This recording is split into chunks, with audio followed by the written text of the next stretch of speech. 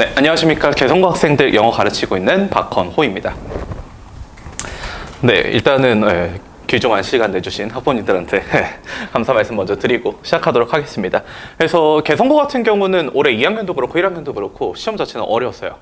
2학년이 특히 조금 더 어려웠고 1학년 같은 경우는 이제 작년이 교과서 개정해였다 보니까 새로 오신 선생님들이 기존의 개성고스럽지 않은 문제들을 조금 출제를 하셨거든요. 근데 이제 올해 1학년 담당하시는 쌤들은 기존의 개성고 유형에 조금은 맞춰서 문항들을 출제하는, 그래서 이제 흔히 개성고스럽다라고 저는 표현을 하는데 조금은 다시 개성고스러운 문제로 바뀐 게 올해 1학년 시험이라고 생각해 주시면 될 것 같습니다. 그래서 제가 오늘 크게 준비한 내용은 세 가지고요. 첫 번째는 이제 올해 개성고 시험이 그래서 어땠는지 그거 좀 말씀드릴 거고, 그래서 두 번째로 작년 대비해서 올해 어떤 점들이 달라졌는지, 그리고 마지막 세 번째로 그것들에 대해서 어떤 식으로 대비해야 될지, 그게 세 가지 순서로 말씀드리도록 하겠습니다. 일단은 첫 번째 시험 범위고요. 관내에서 아마 제일 많을 거예요. 개성고가 항상 1학년 같은 경우는 시험 범위를 좀 많이 출제합니다. 그래서 교과서 2과 그리고 이제 모의고사 정도가 사실은 보편적인 시험법인데, 거기에 이제 추가되는 게 수능 특강 라이트 영어라 그래서 보편적으로는 2학년 학생들이 사용하는 부교재예요. 근데 여기서 들어가는 지문들이 각각 4, 5, 8, 9강에서 3지문씩이다 보니까 여기서 이제 12지문 정도, 그 다음에 10강 같은 경우는 6지문 정도가 되다 보니까 여기에서 한 20지문 정도가 더 추가된 게 개성고 실제 시험 범위라고 생각해 주시면 될 것 같습니다. 그 다음 문항수 같은 경우는 객관식 26문항, 서술형 총 4문항으로 총 30문항이었었고요. 배점은 80점, 20점 이렇게 구성된 시험지였다라는 거 우선은 말씀드릴 수 있을 것 같습니다. 그래서 요거 관련해서 조금 궁금하신 점 있으시면 아마 받으신 유인물 중에 이렇게 표 형태로 돼서 각 문항 어디서 출제됐는지 정리되어 있는 거 아마 같이 있으실 거거든요. 그래서 그것도 제가 자료로 같이 첨부해 드렸으니까 그거 같이 보시면 될 것 같습니다.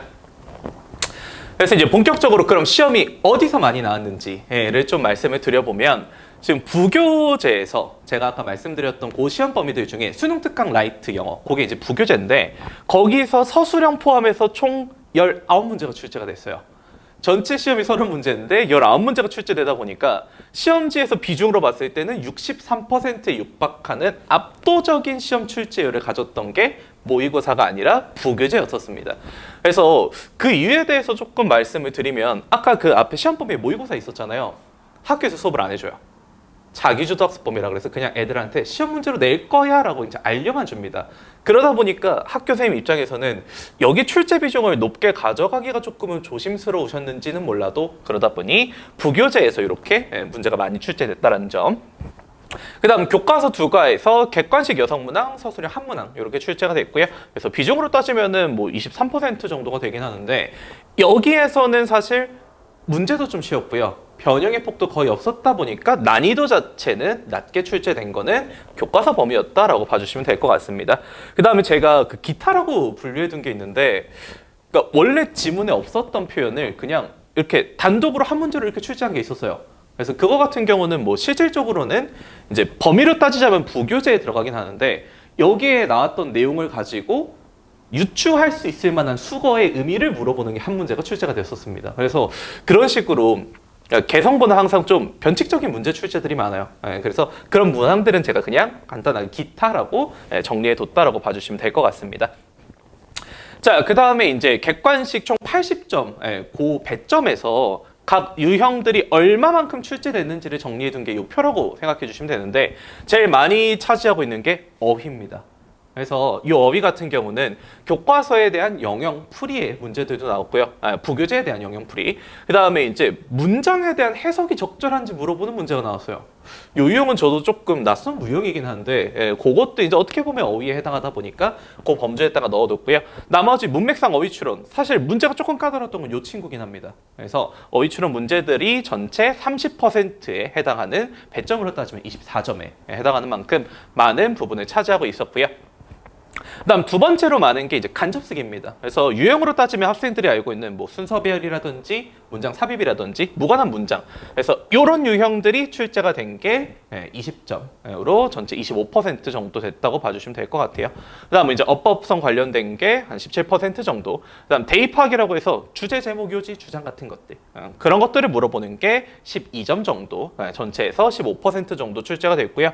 그다음에 이제 문제로 따지면 조금 간단한 유형인데 개선고에서 일부러 좀 꼬아내는 게 이 내용 일치라고 봐주시면 될 것 같아요. 그래서 내용 일치라기보단 제가 여기 적어둔 것처럼 세부 내용 이해를 물어보는 것들. 그래서 이 문항들이 사실은 이번 1학년 학생들이 작년 시험지를 가지고 개선고 시험을 대비했다면 조금은 당황스러울 수 있었던 유형이 요거였었다라고 봐주시면 될 것 같습니다.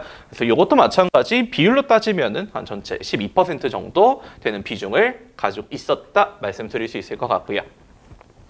그 다음으로 이제 주관식인데 전체 20점에서 요약문 쓰는 것들 압도적으로 많습니다. 그래서 요 문제가 실질적으로 두 문제가 출제가 됐었고 얘 같은 경우는 이제 지문에 대한 요약문을 학교에서 어느 정도 틀을 제시해서 줘요.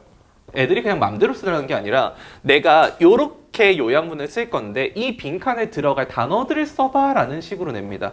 그거는 사실 기존에 아주 개성고스러운 문제이기는 해요.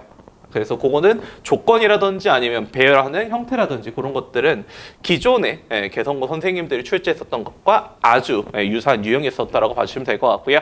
그다음 조건 영작 같은 경우는 개성고는 암기해서 쓰는 거를 지향합니다. 그래서 원래 본문에 있는 표현이 아니라 그거를 활용한 다른 문장들을 쓰게끔 요구하는 게 이 조건 영작 배열이라고 봐주시면 될 것 같고요. 그다음 마지막에 이제 본문에 대한 이해를 물어보는 그런 서술형 형태들도 같이 출제가 된다라는 점 말씀드릴 수 있을 것 같습니다.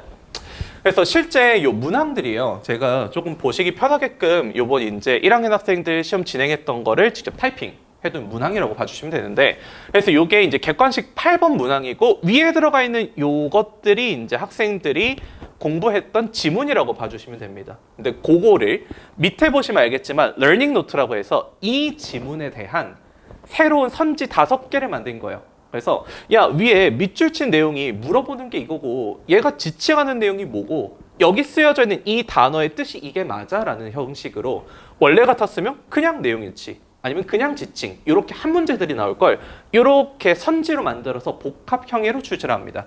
그래서 얘 같은 경우는 당연하게도 위 지문을 그냥 외운 게 아니라 이해하고 그거를 학생들이 시험장에서 선지를 읽어가면서 풀 수 있어야 되는 그런 능력들이 요구되는 게 가장 개성고스러운 문제라고 생각해 주시면 될 것 같아요. 그래서 여기에도 다시 한번 정리해뒀지만 이해를 기반으로 그 문제들을 풀어야 되고 어떻게 보면 가장 개성고스러운 실제로 2학년 학생들 시험지를 보면 이런 문제들로 도배가 돼 있어요.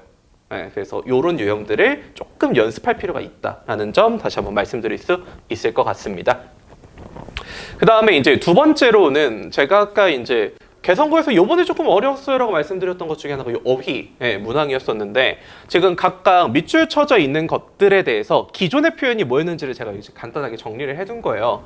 그래서 원래 같았으면 inject라는 이 단어 하나에 밑줄이 쳐져 있었으면 뒤에 내용을 이렇게 문장을 바꾸는 형태는 자주 하지는 않습니다. 근데 학생들이 야 결국에 거기에 주입한다는 거 가져온 거 아니야?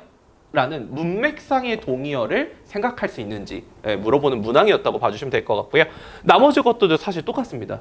정확하게 학생들이 이거 두 개가 동의어라고 생각하지는 않을 거예요. 근데 문맥상으로 충분히 대체될 수 있는 단어들이다 라고 말씀드릴 수 있을 것 같고요. 그 다음에 이제 단어를 철자 가지고 하는 것도 조금 좋아하는데 이 부정어 가지고 출제하는 걸 참 좋아하세요. 원래 문장이 여기 could 뒤에 not이 들어가 있었던 건데 그 not을 하나 빼고 뒤에다 escape를 밑줄 쳐두면 이 단어가 틀린 어휘가 되게끔.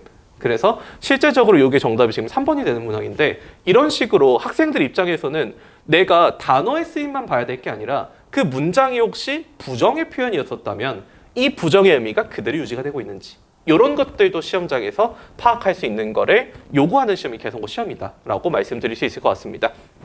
그래서 아래다가 간단하게 다시 한번 정리해둔 게 부정어 유무 요거 한번 신경 써야 되고 그 다음 문맥상 동의어 거기에서 이제 조금 더 확장된 어휘들까지도 실제 시험장에서 생각할 수 있어야 되는 게 개성고 어휘 시험이다라고 말씀드릴 수 있을 것 같아요.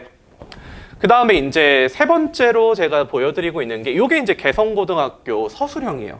개성고등학교 서술형 문항인데 지금 여기 나와 있는 요게 위의 지문에 대한 요약문입니다.